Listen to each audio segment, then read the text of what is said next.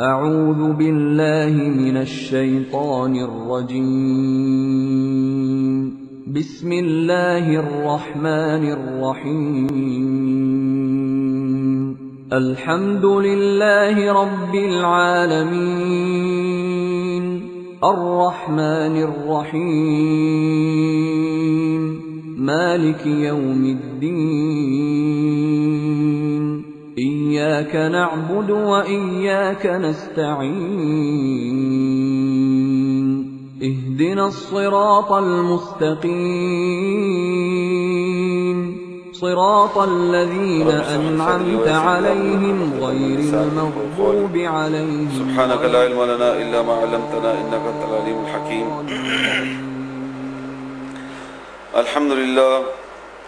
الحمد لله كفى وسلام على عباده الذين اصطفى إن الله وملائكته يصلون على النبي يا أيها الذين آمنوا صلوا عليه وسلموا تسليما.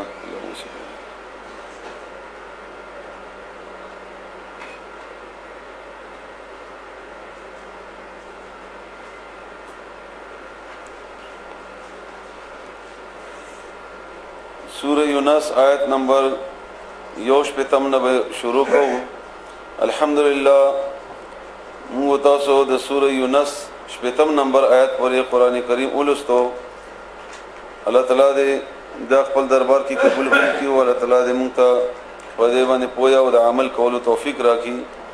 او مزید دې الله تعالی موږ ته آسان کړي. نو تاسو واورئ وما تکونو او نیت فی شأن اس حال کې وما تتلو او تنل ولی من هود اغینا من قرآن یعنی د قرآن نا دا ته خپل مرضی باندې نل ولی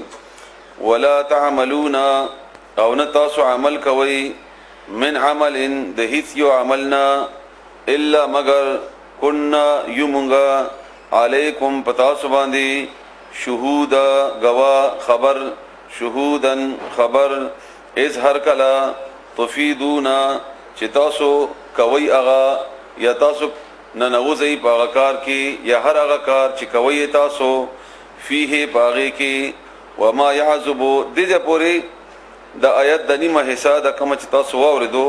وما تكون في شأن وما تتلو منه من قرآن دا الله تعالی رسول الله صلی الله علیه وسلم ته فرمایي. ان دې پوری خبره رسول الله صلی الله علیه وسلم ته پاره ده. بیا دین بعد ولا تعملون من عمل الا كنا عليكم شهودا استفيدون فيه دا الله تعالی د رسول الله صلی الله علیه وسلم مخالفین ته فرمایي. یعنی الله تعالی پیغمبر علیه السلام ته فرمایي چې ته د قران کریم هیڅ یو شی تلاوت نه کوي الا دا چې الله تعالی ته دغه پته ده او الله غنه خبر ده. استاغه مهنت استاغه خواري استاغه اخلاص استا خلقو د پاره پزړه کې درد او د قران د خورولو هغه مهنت او خواري دا ټول الله ته دغه خبر ده او هغه خلقو تعالی احساس ورکړي چې څه تاسو کوي هغه عمل چې تاسو کوي د په مخالفت کې د په ضد کې په نه منلو کې په شرک کې په بدعاتو کې وغیرہ هغه نه هم الله خبر ده. او استفیدون سم چې تاسو کوي هر هغه شی چې تاسو کوي تاسو پکې نه نوتی یو تاسو هغه کې مشغول یی دې ټول نه الله خبر ده. نو یو طرف ته په همدې آیت کې الله تعالی رسول الله صلی الله علیه وسلم ته اطمینان ورکړي او بل طرف ته هغه ته احساس ورکړي د هغه خبرې چې کمی کې هغه نه نوتی دی او د رسول الله صلی الله علیه وسلم مخالفت کوي. وما يعذب او نه پټيږي نه پنا کیږي دا پنا کېدو ته وي شی چې د سترګو نه پناشي الربک استاد ربنا هیڅ شی پټ نه دی من مثقال ذره په برابر د اندازې د یو ذره برابر هم ذره په لفظي معنا لکه څنګه چې په کړکی کې کله رڼا راځي هغه کې چې کومه وړي ټوکړي راځي د تویل کېږي او دا اشاره وی هغه شی ته چې هغه نه ورکوټه به بل نه ټول نه ورکوټه فل ارض پزمکا کې ولا فی السماء او نه په اسمان کې ولا اصغر او نه ورکوټه من ذالک د دینا ان د دې صفاتنا چې بیان شو مخ کې د ذره نه ورکوټه هم هغه هم الله خبر ده. الله تعالی ګوره داسې انداز کې خبره کوي چې ما تاسو مخ کې خبره کړې و چې الله د انسان د عقل په معیار مطابق خبره کوي هغه انساني عقل ډیر خطه هم کې دی شي هغه ډیر بره هم کې دلی شي د انساني معیار مطابق مونږ عام ذهن کې چې وای زرا مونږ تخکاری چې ډیر ورکوټه شی وي دنه ورکوټه خوړشتنه ورست بیا کله بیماریان ډیر وشي یا ساينس تحقیق وکړو داسې شیونه راغله چې هغه په دوربین کې ښکارا کېدل بیا داسې شیونه راغله چې په دوربین کې هم ښکارا کېدل خوردبین کې ښکارا کېدل بیا په خوردبین کې فرقونه راغله قسمونه راغله ورکوټه شي ښکاری نه ښکاری وغیرہ وغیرہ هغه نورست نور اوس داسې شیونه دي چې هغه چې په مونږه په انتهایی وړو هغه کې ګورو هغه د لکونو نه د کروڑونو په مقدار کې وي